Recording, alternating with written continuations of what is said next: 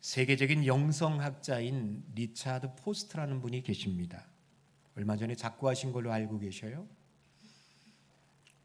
그분이 쓴 여러 권의 책들 가운데 돈, 섹스, 권력이라는 책을 쓴 바 있습니다. 세상을 움직이는 세 개의 힘이 있대요. 바로 이겁니다. 돈이고 섹스고 그 다음에 권력이라는 것이죠. 이 세 가지에 대해서 이분이 어떻게 말씀하고 있는지 우리가 잠깐만 좀 들여다봤으면 좋겠습니다. 돈, 단순히 중립적인 교환의 수단이 아니라 그 자체로 생명을 지닌 힘이다라고 말합니다. 거기에는 굉장한 악마적 성격의 힘이 있다라고 이야기해요. 결국 돈이 세상을 움직인다라는 것이죠. 사람의 마음을 빼앗기도 하고 돈 때문에 망하고 돈 때문에 우는 사람들이 많다는 겁니다. 음욕, 그렇게 이야기합니다. 우리 옆구리에서 쉴 새 없이 떠버리는 원숭이와 같다. 가만히 있지 못한다는 얘기예요. 이제는 그놈에게서 자유롭게 됐다고 생각하려 치면 그놈은 추잡한 고개를 또 들어 올리고서 음흉한 미소를 짓는다는 겁니다. 이 세상에는 그놈을 내리쳐 휩쓸어 버릴 만큼 차갑고 세차게 흐르는 강이 도무지 없는 것 같다. 아주 교묘하게, 집요하게, 끈질기게 유혹하는 것이 성적인 유혹이라는 것이죠. 권력, 이 권력이라는 것이 오만과 짝을 이룰 때 위험하다. 오만은 우리에게 나만 옳다고 착각하게 만들고 그게 오만이죠. 권력은 내가 옳다 여기는 환상을 다른 모든 사람의 목구멍에 강제로 쑤셔 넣을 수 있는 힘을 제공한다. 그래서 오만과 권력이 결합할 때 우리를 악마의 벼랑 끝에 서게 한다. 여러분 이 이야기를 들으면서 어떤 생각이 드세요? 고개가 끄덕끄덕 되어지지 않습니까? 참 공감하는 이야기다라는 느낌이 옵니다. 여러분 제가 왜 설교 서두에 지금 이 이야기를 하고 있는고 하니 오늘 우리가 살펴보아야 될 소아시아 지방에 있었던 그 7교회 가운데 4번째 교회입니다. 두아디라 교회가 이거에 대해서 지금 이야기하고 있다라는 것이죠. 돈, 권력, 섹스 이거에 휘청거렸던 교회가 바로 두아디라 교회였다라는 얘기예요. 그것은 비단 그 교회만의 이야기가 아닐 거예요. 어쩌면 이 시대에 살고 있는 모든 그리스도인들에게 도전해오는 위혹이고 시험거리가 아니겠느냐라는 것이죠. 자, 두아디라 교회 한번 차근차근 살펴보기를 원하는데 먼저 두아디라 교회에 예수님이 자기 자신을 이렇게 계시합니다. 2장 18절 말씀 보니까 그 눈이 불꽃 같고 그 발이 빛난 주석과 같은 하나님의 아들이다 라고 말씀하셔요. 그 눈이 불꽃 같다라는 것, 특별한 어떤 인용할 만한 구약 성경을 우리가 찾아보지 않더라도 그 불꽃 같은 눈으로 우리를 감찰하시고 우리를 살피시는 하나님이라는 것을 우리는 느낄 수가 있습니다. 여러분 불꽃 같은 눈길로 우리를 살피시는 그 하나님 우리를 보호하실진데 우리가 뭐가 걱정이 되겠어요? 하나님의 보호에 대한 이야기가 이 속에 내포되어 있을 거예요. 그러나 또 하나 보호만 있는 것은 아니에요. 아무에게도 들키지 않았고 아무도 모르지만 그 불꽃 같은 눈으로 우리를 살피시는 주님이신지라 반드시 우리의 행한 대로 갚아주시겠다라는 심판의 이미지도 이 속에 담겨져 있다는 거예요. 여러분 정말 우리의 문제는 어디에 있습니까? 우리가 들키지 않아서 그렇지 우리 속내 숨겨진 죄악들 얼마나 더럽고 추잡한지 몰라요. 그것들이 다 나중에 보시면 아시겠습니다만 행한 대로 갚아주겠다. 이게 불꽃 같은 눈을 갖고 계신 주님의 이미지라는 겁니다. 아울러 또한 그분을 일컬어서 하나님의 아들이다라고 말해요. 여러분 참 신기한 것은 예수님이 하나님의 아들이라는 거 이거 모르는 사람이 어디 있어요? 이건 다 인정합니다. 그런데 이상하게 요한계시록에서는요 예수님을 이야기함에 있어서 소개함에 있어서 하나님의 아들이시다라고 하는 것이 여기만 나와요. 다른 성경에는 굉장히 많이 나오지요. 예수님이 하나님의 아들이시라는 거 얼마나 많이 나와요. 근데 유독 요한계시록에서는 딱 여기 한 번만 나와요. 자, 한번 맞춰보세요. 그럼 요한계시록에서 예수님을 제일 많이 소개하는 게 뭐라고 생각하세요? 뭐라고 얘기할까요? 찍어보세요 한번. 어린 양이에요. 어린 양. 21번이나 나와요. 알파와 오메가, 처음과 나중, 또 신말탄자 등등. 그때마다 제가 이제 설명을 해드릴 거예요. 그 상황 속에서 왜 예수님이 자기 자신을 이렇게 이야기하고 있는지, 처음과 나중, 어린 양 그렇게 말씀하고 있는지 반드시 거기에는 어떤 이유가 있을 것 같아요. 근데 오늘 여기에서는 그를 예수님이 자신을 하나님의 아들이라고 이야기해요. 그렇게 말씀하시는 데에는 이것은 당시 두아디라 교회가 처했던 영적 상황과 결코 무관하지 않습니다. 자, 먼저 여러분 성경에 예수님을 하나님의 아들이라고 할 때에 그것은 어디에 근거를 삼는고 하니 시편 2편 7절 말씀과 깊이 관련되어져 있습니다. 시편 2편 7절 8절 말씀 보니까 여호와께서 내게 이르시되 너는 내 아들이라 오늘 내가 너를 낳았다 내게 구하라 내가 이방의 나라를 다 내게 유업으로 주고 내 소유가 땅끝까지 이르게 할 것이다 할 때에 여기서 말하는 하나님의 아들은 1차적으로 다윗을 이야기합니다. 하나님이 다윗에게 그렇게 하시겠다는 얘기예요. 궁극적으로 이것은 또한 누구를 가리키느냐? 예수님을 가리킵니다. 다윗 왕이 이방 나라들을 다 정복하고 다스린 것처럼 장차 오실 예수님에게 그와 같은 통치권이 있다는 것이죠. 여러분, 만왕의 왕은 예수님이신 줄로 믿습니다. 그가 죽음에서 부활하시고 승천하셔서 지난번에 말씀드렸죠. 하나님 보좌 우편에 앉아 계셔. 그 보좌 우편의 뜻이 뭡니까? 권능입니다. 통치입니다. 그곳에 앉으셔서 온 천지 만물을 지금 다스리고 있다는 이야기예요. 지금 그런 분이 두아디라 교회에 자기를 계시하고 있어요. 내가 누구냐? 하나님의 아들 통치자이다.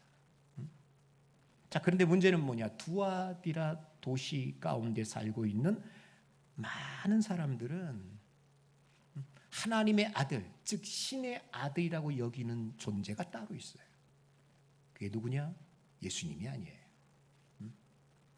일반인들이 생각하고 있는 신의 아들이 누구냐? 신 중의 신, 제우스의 아들인 아폴로입니다. 이 두아디라 도시 사람들이 수호신으로 섬기고 있는 신이 바로 아폴로죠. 그 아폴로가 우리들을 지켜준다는 얘기예요.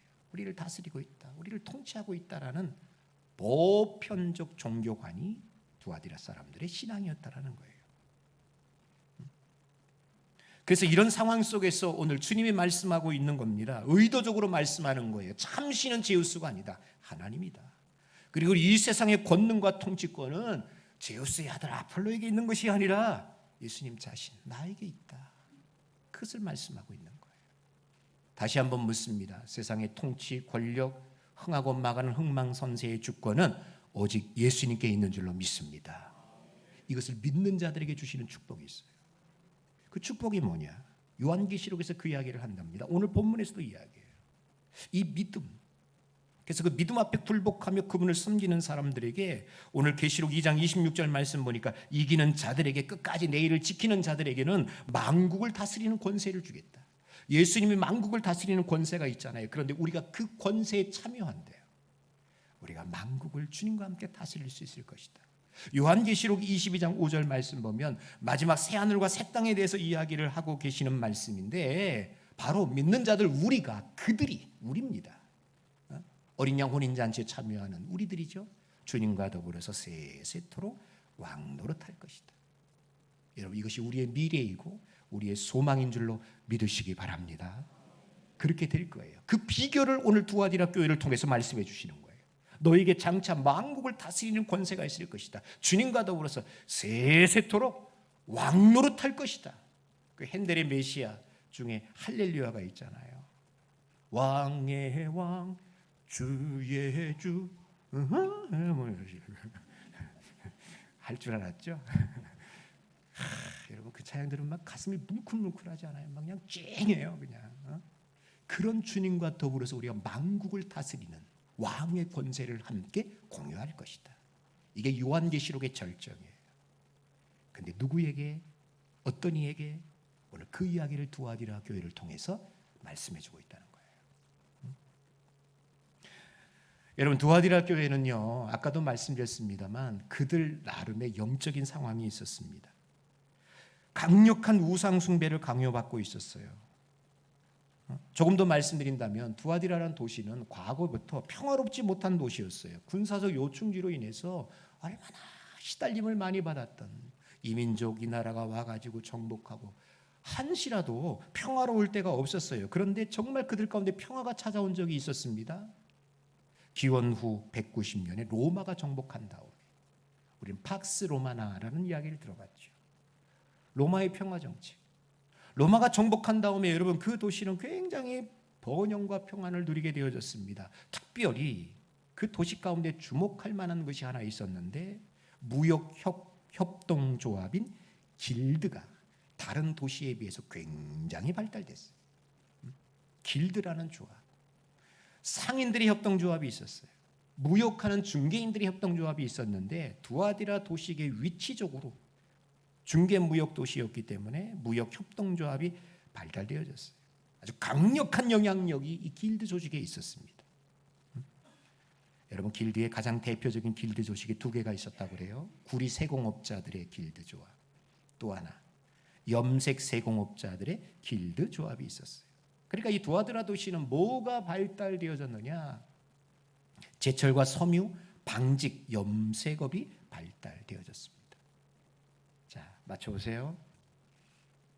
성경에 나오는 한 여인이 여기 출신입니다. 사도행전 16장 사도 바울이 빌립보에 갔을 때 처음으로 만났던 여인입니다. 유럽의 첫 성 빌립보에서 만났던 첫 번째 여인입니다. 이 여인은 자주 옷감 장사였습니다. 누구예요? 루디아입니다. 루디아. 성경의 루디아가 두아디라 출신이라는 걸 이야기해요. 그 도시 자체가 옷감 방직에 이렇게 많이 발달된 도시였음을 우리는 알 수 있는 거죠. 근데 문제는 길드가 문제예요. 이 길드는 이방 신상 숭배 혹은 황제 숭배와 아주 깊이 관련되어져 있어요. 몇 차례 이야기를 드렸습니다. 이 길드에 들어가느냐 안 들어가느냐에 따라 생계가 좌우가 되어져요. 근데 어떤 도시보다도 강력한 파워를 갖고 있었던 것이 길드예요. 권력이에요, 권력. 길드의 조합은 권력화되어졌어요. 길드가 요구하는 것이 있습니다. 우상 숭배입니다. 그것을 거부하게 되어질 때 어느 책에서 그렇게 이야기합니다. 길드에 들어가지 않는다라는 것은 그들이 요구하는 것을 행하지 않을 때는 신용과 사업의 상실이다. 신용을 잃어버려요. 사회적으로 신용불량자처럼 되어 있다는 거예요. 아무것도 못해요. 사업을 상실해요. 경제력이 없어지는 거예요. 그러기에 그 도시에 살고 있는 그리스도인들은 상당한 어려움이 있을 것이다. 특별히 어떤 면에서 경제적 손해를 감수하지 아니하면 안 되는 상황이었다. 이런 상황 속에 그리스도인들이었습니다. 그런데 여러분 참 고맙게도 두아디라 교회가 어떻게 처신합니까? 여러분 2장 19절 한번 보실래요? 자, 2장 19절 위에 있는 거 읽으세요. 시작. 내가 내 사업과 사랑과 믿음과 섬김과 인내를 아노니 내 나중 행위가 처음 것보다 많도다. 이 번역이 그렇게 좋은 번역이 아닌 것 같아요. 이걸 밑에 거로 보시면 제가 읽어요. 너희 사업이 아니라 너희 행위를 내가 안다. 너희들이 어떤 일을 했는지 내가 안다. 어떻게 하고 있는지 내가 안다. 사랑, 믿음, 섬김, 인내를 안다. 그리고 이와 같은 네 가지 행위가 처음보다 나중보다 더 낫다는 것을 내가 알고 있다라고 주님이 지금 말씀하고 있어요. 칭찬입니다. 사랑, 믿음, 섬김, 인내가 있었던 교회가 두아디라 교회예요. 이렇게 경제적으로 너무나도 어려운 상황 속에서 세상 가운데서 살아가기가 너무나도 힘든 상황 속이었는데도 이네들은 사랑이 있었어요. 믿음이 있었어요. 섬김과 인내가 있었다라는 것이죠. 너무나도 좋은 교회예요. 건강한 교회예요. 우리는 두아디라 교회를 통하여서 그런 도전을 받습니다. 정말 이 시대의 건강한 교회가 어떤 교회일까? 우리가 꿈꾸고 소망하는 교회가 어떤 교회일까? 바로 저런 교회 아닐까요? 예배당 건물이 크고 뭐 모이는 사람들이 수백 수천 많은 사람들이 모인다고 그래서 과연 그 교회가 좋은 교회, 건강한 교회, 참 교회라고 이야기할 수 있는가? 저는 그거는 아닌 것 같아요. 숫자도 그리 많지 않지만 예배당 건물도 수십 년 돼서 낡아 허물어질 것 같지만 여러분, 이것이 있으면 돼요. 사랑, 믿음, 섬김, 인내. 여러분, 두아디라 교회만 이런 교회가 되었던 게 아닙니다. 지금 여러분 이 시대에도 이런 교회가 있대요. 누가 그럽디다. 지금도 이 교회가 이런 교회가 있다고 얘기합디다. 아세요? 아시냐고요? 내가 정말 여러분들에게 뭐 천상교회가 그런 교회라고 지금 내가 말하고 싶어서 하는 말이 아니에요. 그냥 여러분들이 대답해 주니까 그냥 고마울 뿐입니다. 맞습니다. 우리가 그런 교회 되어야 되지 않을까요? 여러분, 천산교회, 건강한 교회, 좋은 교회, 두아디라 교회 같은 네 가지의 행위가 있는 교회가 되어지기를 주님의 이름으로 축원합니다. 두아디라 교회의 모습을 보면서 퍼뜩 지나가는 교회가 하나 있어요. 에베소 교회예요. 왜? 너무 대조적이에요. 에베소 교회는 어떤 교회입니까? 에베소 교회는 처음엔 좋았는데 나중에 나빴던 교회죠. 근데 이 두아디라 교회는 보십시오. 처음보다 나중에 더 낫다.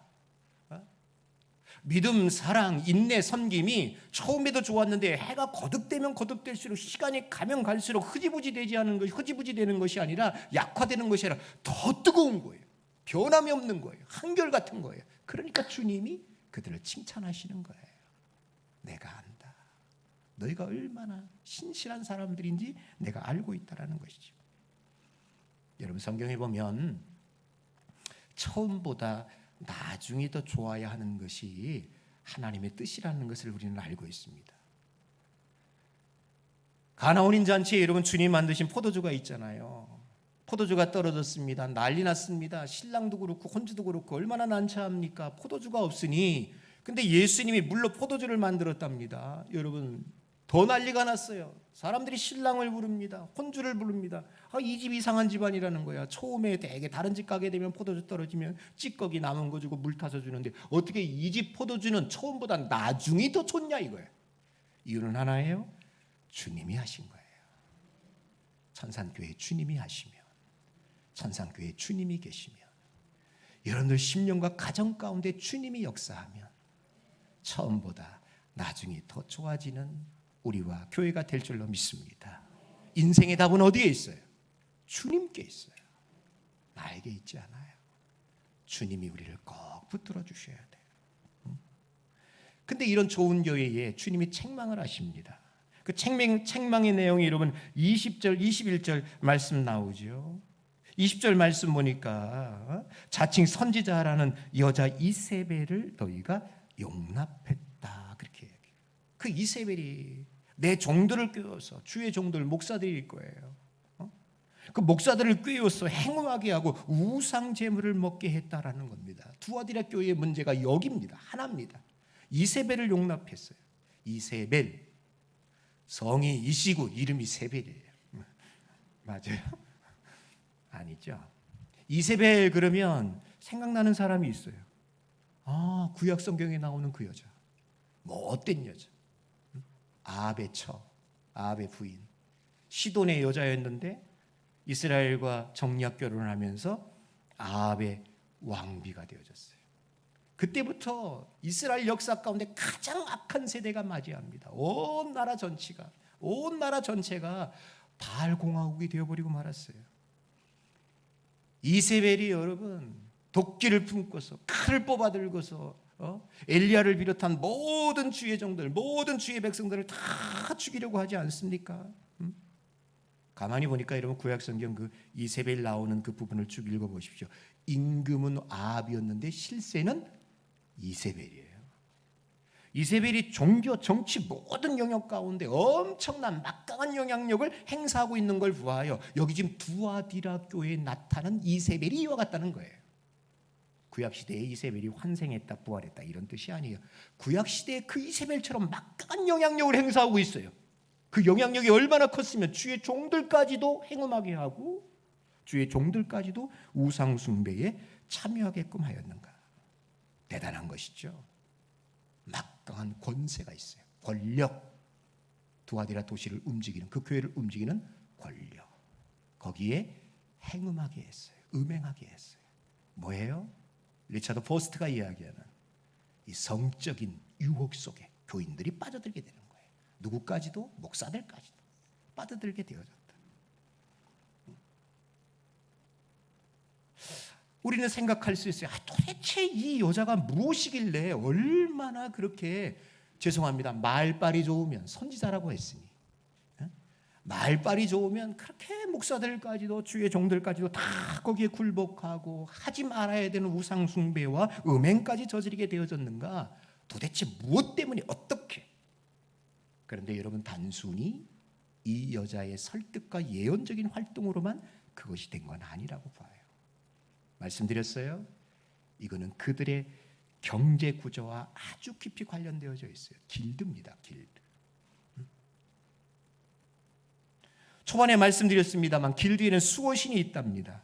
그 길드의 조합원이 된다라면은 그건 무조건 그 수호신을 섬겨야 돼요. 그 수호신을 섬기는 일 가운데 무엇이 포함되어져 있느냐? 자연스럽게 음행이 따라가는 거예요. 음행.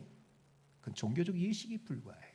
그러다 보니까 아무런 죄의식도 없이 이건 종교 예식이야, 그러면서 쫓아가는 거 아니겠어요? 다시 말씀드려서 두아디라 도시의 우상 숭배와 음행은 하나의 종교의식이었어요. 하나의 종교의식. 사회적인 풍습으로 간주되어지고 있다는 얘기. 이것을 부추겼던 사람이 누구냐? 이것을 정당화시키고 합리화시켰던 사람이 누구냐? 선지자적 역할을 하고 있던 이세벨이었다는 얘기예요. 이렇게 한번 생각해 봅니다. 어떤 사람이 와가지고 고민을 토로할 수 있었겠죠. 이거 어떻게 해요? 이거 하면 안 되는 거 아니에요? 그때 이세벨이 이렇게 말했을 것 같아요. 우리가 신전에 가서 신에게 절을 하고 그들과 함께 음식을 나누고 그들의 예식에 참여한다고 해서 우리가 하나님을 믿는 신앙을 포기하는 것은 아니지 않습니까? 이것은 단지 종교 의식이고 사회적 풍습일 뿐입니다. 우리가 이렇게 한다고 해서 그 신을 섬기는 것은 아니잖아요. 중요한 것은 우리의 마음 아닙니까? 정말 우리가 마음으로 하나님을 섬기면 되는 거잖아요. 그 신전에 가서 그렇게 한다고 해서 우리가 하나님을 안 섬기는 것은 아니잖아요. 꽤 설득력 있는 이야기라고 생각해요. 왜? 그 갈등이 현실과 맞닥뜨리게 되었을 때 사람들은 우리가 가지고 있는 신앙을 슬그머니 현실과 타협할 때가 있기 때문입니다. 자, 그래서 어떤 성경학자들은 여러분 그렇게 이야기하는 분들 있어요. 여기 지금 두아디라 교회에 있었던 이세벨이라는 이 존재는 실존했던 인물이 아니라 당시 두아디라 교회가 가지고 있었던, 아니 두아디라 도시가 갖고 있었던 혼합주의적이고 세속적인 가치관일 것이다. 혼합주의적인 세속적인 가치관이 교회 안에 들어왔다는 얘기예요. 그 교회 안에 이것들이 들어가다 보니까 현실에 두 발 딛고 살아가는 존재 역시도 성도들이기에 우상 숭배와 음행에 슬며시 동조하게 되었다라는 것이죠. 여러분, 제가 지난 시간에 말씀드렸죠. 신사참배, 우리 선배 어른들 한국교회가 일제강점기 때 왜 신사참배를 했죠? 이유는 딱 하나였어요. 제일 큰 이유가 그거예요. 국민의례라는 거예요. 국민의례입니다. 우리가 신사참배한다고 해서 하나님 섬기지 않는 거 아니지 않습니까? 국가적인 예입니다. 국가에 대한 예입니다. 국민의례. 다 그래서 신사참배 참여했어요. 여기도 마찬가지라고 봐요. 우상숭배와 음행, 두아디라 교회의 풍습이라는 얘기. 풍속. 우리 하나님 안 섬기는 거 아니야. 그냥 이 도시의 풍속이야. 쫓아가자는 얘기예요. 오늘날 우리 교회가 왜 자꾸 세상을 거슬러 올라가지 못하고 세상과 비스무리하게 이렇게 회색지대로 가고 있는가? 왜 교회가 노골적으로 세속화되어지고 있는가? 바로 여기에 문제가 있어요. 세상의 가치관과 그 풍속을 슬그머니 받아들이는 거예요. 여러분, 우리는 지금 영적 전쟁에 있음을 우리는 기억하셔야 돼요. 지금 우리는 세계관 전쟁을 치르고 있습니다. 나도 모르는 사이에 내 신앙 안에, 우리 교회 안에 슬며시 들어온 세속적인 세계관들이 있어요. 언제부턴가 텔레비전에서 전생을 계속 뭐 드라마로 만들고 그냥 어떤 토크쇼 갖다 놓으면 그냥 무당 갖다 놓고 뭐 이런 게 너무나도 자연스러워. 우리에게 하나도 거부감 없이 그거 보면서 히히히 웃고 막 그래요. 전생, 사주, 운수, 부적 선언하는 날 다 미신적인 세계관들이 우리에게 그냥 슬며시 너무 많이 접하다 보니까 자주 접하다 보니까 꺼리낌이 없어요. 우리가 그렇게 쫓아가지는 않지만 거부 반응이 안 생긴다는 이야기예요. 자, 윤리적이고 도덕적인 죄는 아니지만 요즘 세상 살기가 너무 힘들어요. 팍팍해요. 그러다 보니까 모든 사람들이 다 각자 도생의 길을 모색하며 살아갑니다. 그 각자 도생 속에서 모두가 다 무엇보다도 경제적인 안정과 어떤 개인적인 삶의 만족을 최고의 가치로 여기는 현실주의에 함몰시켜두고 말았어요. 현실주의에 빠졌어요. 지난 시간에도 우리가 살펴보았습니다만 신앙의 대의명분은 지켜요. 교회 가지 마, 하나님 믿지 마. 이거는 우리가 양보하지 않아요. 근데 아주 소소하게 들어오는 부분들에 대해서는 많이 퇴보해요. 우리가 틈을 많이 줘요. 그러면서 우리는 뭐라고 생각합니까? 이게 이 시대의 기류야. 시대적 흐름이야. 우리가 지금 두아디라 교회가 처했던 그 영적 상황과 우리 교회와 이 시대의 그리스도인들이 직면해 하고 있다는 이야기예요. 현실주의입니다. 우리의 신앙이 현실 앞에서 서서히 무너지고 있다는 것이죠. 자, 그럴 때 주님이 뭐라고 이야기합니까? 회개할 시간을 주었습니다. 21절 보니까 길드가 제공하는 사회적 경제적 이익과 안정을 포기하라는 얘기예요. 야, 그거 좋다고 거기 들어가지 마. 합리화시키지 마. 그거 얻으려고 그 앞에 절하지 마. 음행을 정당화시키지 마. 그러면서 뭐라고 이야기합니까? 회개하지 아니하면 내가 심판하겠다라고 이야기해요. 근데 여러분 가만히 내용을 쭉 보니까 이들이 회개하지 않습니다. 특별히 이세벨이 회개하지 않아요. 자, 말씀을 보면서 생각을 해봤어요. 사람들이 왜 회개하지 않을까? 세 가지를 생각해 봤어요. 첫 번째, 단순히 무지가 아니라 의지적으로 원치 않아요. 의지적으로 내가 하나님 말씀이 회개해야 된다 이건 아니라고 이야기하는데 내 의지가 그걸 허락하지 않아요. 내 의지적으로 회개하지 않아요. 두 번째, 헤어나오기에는 너무나도 깊이 빠져버렸어요. 돌아올 길이 없어요. 너무 깊이 빠졌어요. 그래서 회개하지 않아요. 세 번째, 경제적 탐욕과 성적 쾌감이 너무나 매력적인 거예요. 너무 좋아. 이렇게 사는 게 너무 좋아. 세상에 나가면 세상 사람들처럼 살아요. 그러다가 릴렉스 주에 전에 와가지고 또 편안하게 했어요. 이게 반복적으로 이게 매력적이에요. 이게 하나도 불편한 게 없어요. 그러니까 회개하지 않는다는 거예요. 저는 이 세 가지가 다 해당된다고 봐요. 어느 한 가지의 무게가 있겠지만 각자가 다르겠지만 분명히 이 세 가지가 있을 것 같아요. 자, 그럴 때 이들에 대해서 주님이 심판을 말씀하십니다. 2장 22절에 뭐라고 그러죠? 내가 그를 침상에 던질 것이다. 왜 하필 침상입니까? 음행의 장소가 침상이니까. 하나님이 거기에 던져버리겠다. 이세벨뿐만 아니라 이세벨과 함께 행음한 사람들도 회개하지 않는다면 큰 환난 가운데 던질 것이고, 여러분 그렇죠? 그 자녀들까지도 이세벨의 자녀일 수도 있어요. 그러나 좀 더 포괄적으로 이세벨을 따랐던 사람들, 현실에 순응하면서 행음하고 우상숭배를 그저 자연스럽게 접했던 그 모든 사람들까지도 하나님이 심판하시겠다라고 이야기해요. 그러면서 그 다음에 뭐라고 이야기합니까? 여러분 23절 말씀 보십시오. 모든 교회가 나는 사람의 뜻과 마음을 살피는 자인 줄 알 것이다. 아까도 이야기했어요. 그 불꽃 같은 눈동자로 감찰하셨던 그 주님이 각 사람의 마음과 생각을 정확하게 꿰뚫어 보시고 그대로 갚아주시겠다는 얘기예요. 너희 각 사람의 행위대로 갚아주겠다. 행위는 손발의 행위만을 이야기하지 않아요. 우리 마음, 태도. 마음으로만 하나님 섬기면 돼. 그냥 세상 좀 적당히 살아. 그것도 행위예요. 그것도 다 보시고서 그것대로 갚아주겠다. 불꽃 같은 눈을 가지신 하나님이십니다. 우리 주님이십니다.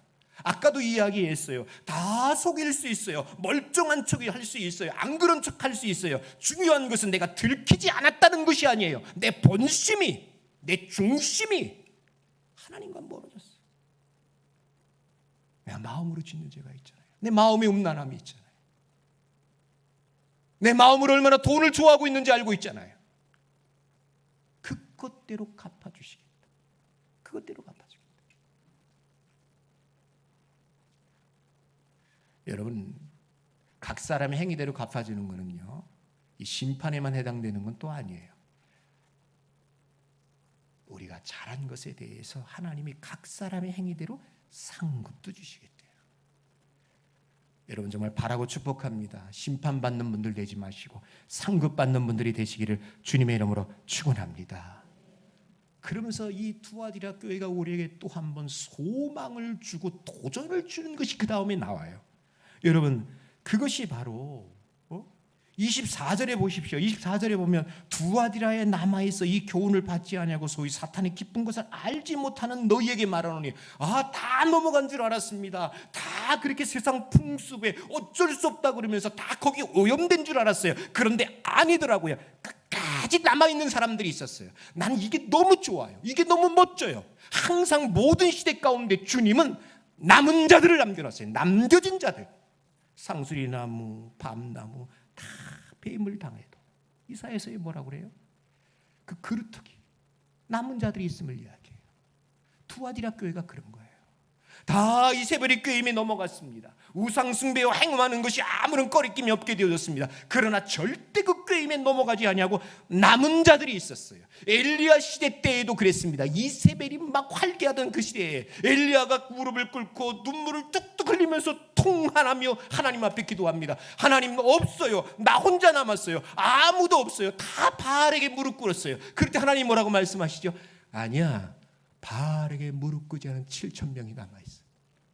우리 천상교회가 남은 교회 되기를 주님의 이름으로 축원합니다. 여러분들 남은 자들 되세요. 끝까지 지키세요. 넘어가지 마세요. 지키셔야 돼요. 이게 우리의 마지막 종말 때에 우리의 사명이 되어야 되지 않겠어요? 다 넘어가요. 왜? 세상이 그러니까. 이게 죄인 줄도 모르고 그냥 쑥 들어와 버렸어요. 주일날 교회 한번 안 오는 거 그게 뭐가 대수냐고. 내가 마음으로 믿으면 되지. 하나님 나에게 주신 물질에 대해서 내가 11조로 고백하지 않으면 그게 뭐가 대수냐고. 내가 마음으로 믿으면 되지. 이런 것들이 우리에게 싹 들어와요. 세상의 가치관 세속화가 함이 돼서 들어와요.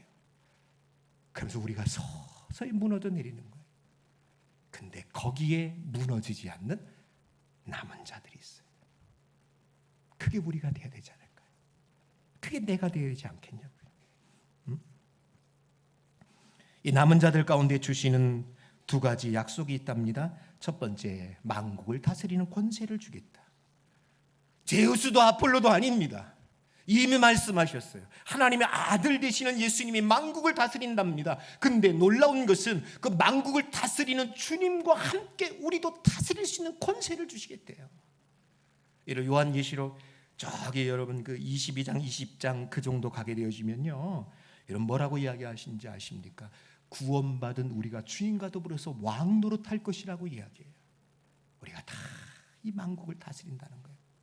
다스릴 뿐만 아니라 거기 나와 있는 것처럼 철장을 가지고 그들을 다시 질그릇처럼 깨뜨릴 것이다.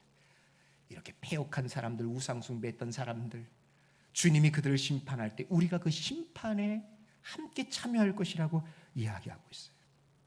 27절에 여러분 어떤 약속을 또 주고 있습니까? 새벽별을 주리라. 새벽별이 뭐죠? 여러분 새벽별에 대해서 계시록 22장 16절에 정확하게 이야기해요. 한번 읽어보세요. 자, 읽습니다. 시작. 나 예수는 교회를 위하여 내 사자를 보내어 이것들을 너희에게 증언하게 하였노라. 나는 다윗의 뿌리요 자손이니 곧 광명한 새벽별이라 하시더라. 새벽별이 예수님 자신을 이야기해요. 예수님이에요. 예수님을 우리에게 주시겠다. 그 다윗의 뿌리요 자손이니, 다윗의 뿌리에서 나온 새벽별, 그 뿌리와 같은 새벽별 예수님을 우리에게 주겠대요. 이 뜻이 뭐냐? 민수기 24장 17절 말씀 보면요, 그 별에 대해서 이야기한답니다. 한 별이 야곱에서 나옵니다. 한 규가 이스라엘에게서 일어나서. 이게 이제 유다의 자손 가운데 오실 예수님에 대한 예언이에요. 규, 홀, 그렇게 이야기하죠. 이 통치권을 이야기하는 거예요. 이 새벽별이 뭡니까? 예수님이 그 위에 있는 내용과 거의 맞물려 가요. 만국의 통치자로서 만왕의 왕으로서 오신다는 거예요. 그 예수님과 더불어서 우리가 만국을 다스리게 되어질 것이다. 여러분, 우리 천상교회 있는 모든 성도들이 마지막 때에 주님과 더불어 영원토록 왕노릇하는 고귀한 성도들이 되기를 주님의 이름으로 간절히 축원합니다. 결론 내립니다. 세상이 요동치고 있어요. 대통령이 갑자기 바뀌었어요. 세계 정세, 이스라엘과 이란이 지금 전쟁 일촉즉발이죠. 옛날에 우리 교회에 왔던 그 선교사님 한 분 중에 홍아무개 선교사님이 있어요. 후배인데 그분이 이스라엘에서 선교해요. 3일인가 4일 전에 메일이 하나 왔어요. 목사님 기도해 주세요. 내용을 읽어보니까 그런 거예요. 밤에 불꽃놀이 하듯이 미사일이 날아다니는 거예요. 미사일이 쫙 그냥 불꽃놀이가 쫙 날아가면 조금 있다 저쪽에서 꽝꽝꽝 퍼진다는 거예요. 기도해 주세요. 목사님 솔직히 겁나요. 근데 그분이 그럽디다. 저 그래도 여기 그냥 있을랍니다. 왜? 교회가 있으니까. 여러분, 국내외적으로 정말로 혼란스럽고 불안해요. 이건 트럼프가 지금 이란에게 경고했잖아요. 2주 시간 딱 줄게. 무조건 항복. 안 하면 어떻게 될지 모르겠어요. 근데 그 트럼프가 여러분 이란을 대하는 게 그거 끝난 다음에 고스란히 갖고 와가지고 우리 북한한테도 이제 그렇게 하지 않을까라는 생각이 들어요. 그렇죠? 그렇게 될 때 여러분 우리는 더 지금보다 훨씬 더 많이 긴장하고 어려움 속에 빠질 것이 저는 그런 예측을 해요. 그럼에도 불구하고 내가 확신하는 것이 하나 있습니다. 이 나라의 주권, 민족의 운명은 절대 세상의 권력 앞에 있지 않아요. 하나님께 있습니다. 하나님이 하실 거예요. 하나님이 주관하실 거예요. 그러나 이 땅에 두 발 딛고 살아가는 우리이기에 우리는 두려워해요. 그러면서 우리들 속에 갖고 있는 게 뭡니까? 우리 스스로가 준비하려고 해요. 돈을 모아놔야 된다. 노후를 준비해야 된다. 계속해서 국내외 정치 불안 속에서 우리는 우리의 경제력을 키워나가려고 합니다. 그럴 때 우리는 두아디라 교회에 들어왔던 이세벨의 세속화의 사상에 넘어갈 수 있어요. 돈 버는 게 먼저야. 애들 공부시켜서 성공시키는 게 먼저야. 그래서 자꾸 우리가 한 발 두 발 양보하다가 어쩌면 모양만, 경건의 모양만 그리스도인이지 속내는 다 잃어버린 속빈 강정이 될 수도 있지 않을까 하는 두려움을 갖게 되어집니다. 사랑하는 성도 여러분, 주님 오시는 그날까지 간곡하게 부탁드립니다. 순결한 신부로 우리의 믿음 지켜나갈 수 있는 교회와 성도들이 되기를 주님의 이름으로 축원합니다. 어떤 경우에도 타협하지 맙시다. 작은 것도 물러나지 맙시다. 이건 우리가 지켜야 할 것이라는 믿음의 양심, 신앙의 양심이 있다면 반드시 지키십시오. 물질 앞에서 당당하십시오. 자녀들 앞에서 당당하십시오. 교회 마당만 밟고 다니는 사람 되지 마세요. 교회 한 번 와서 예배드리겠다고 해서 내가 그리스도인이라고 생각하지 마세요. 불꽃 같은 눈으로 우리 마음의 중심을 꿰뚫어 보고 계시는 주님이 계시잖아요. 다 속여도 안 들켜서 문제지. 주님이 왜 그걸 모르시겠냐고요. 우리가 무엇을 하고 있는지, 무엇을 생각하고 있는지 그 앞에 서야 합니다. 그 마지막 때에 주님 오셨을 때에 잘했다, 내가 남은 자였다, 이 칭찬과 상급 얻을 수 있는 성도들이 되기를 주님의 이름으로 축원합니다. 함께 찬양합시다. 우리 내 마음의 주를 향한 사랑이 우리가 가야 할 십자가의 길, 순교자의 길 찬양을 통해서 다시 한번 다짐하길 바랍니다.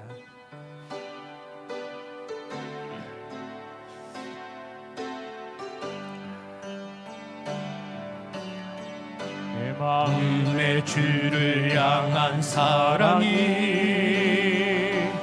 나의 말엔 주가 주신 진리로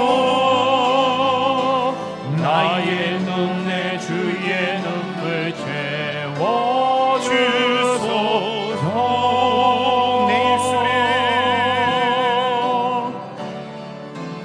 내 입술에 찬양의 향기가 두 손에는 주를 닮은 섬김이 나의 삶의 주의 흔적 나게 하소서.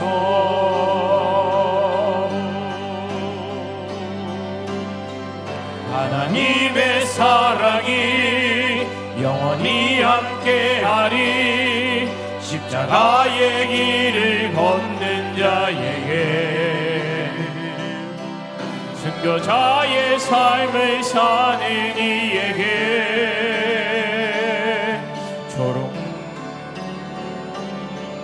조롱하는 소리와 세상 유혹 속에도 주의 순결한 신부가 되리라. 내 생명 주님께 드리. 하나님의 사랑이 하나님의 사랑이 영원히 함께하리. 십자가의 길을 걷는 자에게 순교자의 삶을 사는 이에게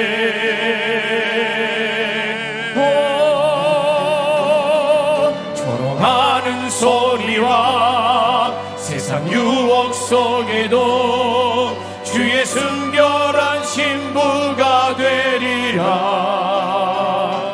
내 생명 주님께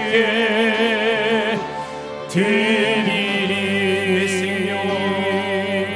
내 생명 주님께 드리리. 하나님 아버지, 우리가 참 민감하지 못하고 둔해서 그렇지 정말 이 세상은 믿음을 지키며 살아가기가 결코 만만치 않은 것 같습니다. 내가 몰라서 그렇지 이미 내 안에, 우리 교회 안에 세속의 가치관들이 많이 들어온 것 같습니다. 주님, 간절히 기도합니다. 깨어 분별하게 하여 주옵소서. 세상의 가치관대로 살아가는 것이 마치 평안한 것처럼 느껴지지만 그게 우리를 무너뜨리는 사탄의 올무라는 것을 잊지 않게 하여 주옵소서. 깨어 근신하여 기도하며 아닌 것은 아닙니다, 물리칠 것은 물리치며 살아갈 수 있는 우리 천산교회 성도들 되게 하여 주옵소서. 오늘도 새로운 분이 왔습니다. 감사합니다. 교회를 통하여서 영적으로 무장받게 하여 주시고 마지막 시대에 꼭 쓰임받는 개인과 그의 가정이 되게 하여 주시옵소서. 아버지 하나님, 아프고 병든 분들이 있습니다. 우리는 기도합니다. 치유와 능력의 손길로 그들을 어루만져 주사 하나님의 뜻대로 강건케 하여 주시옵소서. 바친 예물을 받아주시고 절대로 물질 따라 우리의 신앙 팔아먹지 말게 하여 주시고 주신 것 하나님 겁니다 라고 고백하는 믿음 있게 하여 주옵시고 많든지 적든지 간에 늘 감사하며 살아갈 수 있는 성도들 되게 하여 주옵소서. 감사드리고 예수님의 이름으로 기도하옵나이다. 아멘.